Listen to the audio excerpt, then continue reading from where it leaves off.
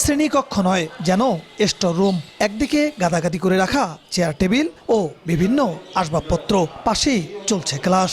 2 বছর ধরে এমন ভোগান্তির চিত্র গাইবান্ধার সাঘাটা সরকারি টেকনিক্যাল স্কুল অ্যান্ড কলেজের।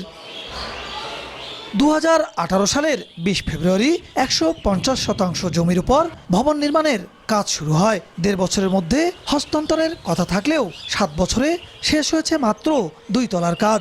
শ্রেণীকক্ষের অভাবে নষ্ট হচ্ছে শিক্ষার পরিবেশ। অন্য জায়গায় ওয়ার্কশপে যে ল্যাব ক্লাস করা লাগে, কিছু প্র্যাকটিক্যাল করা লাগে, সেভাবে প্র্যাকটিক্যাল করা হয় না। দেখেন পিছনে অনেক ব্রেঞ্চি টেঞ্চি এইসব আছে, আমাদের ক্লাসের জায়গাটা ঠিকভাবে হয়নি। সাইকেল গ্যারেজ হওয়ার কথা ছিল, এখনো হয়নি। এই কারণে আমাদের অনেক সাইকেল চুরি হয়ে গেছে।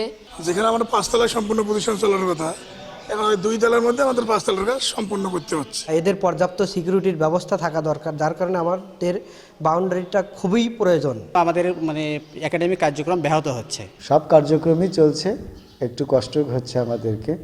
এটা যদি 5 তলা বিল্ডিংয়ের পুরো কার্যক্রম, পুরো অবকাঠামো হয়ে যেত, তাহলে সবচেয়ে ভালো হতো। এদিকে নতুন ঠিকাদার নিয়োগ করে দ্রুত কাজ করার কথা জানায় শিক্ষা প্রকৌশল অধিদপ্তর। রিটেন্ডার করে আবার সেটা ওয়ার্ক অর্ডার দিয়েছি। ইনশাল্লাহ আশা করি খুব শর্ট সময়ের মধ্যে পূর্ণাঙ্গ শিক্ষা প্রতিষ্ঠানটি চালু করতে পারবো।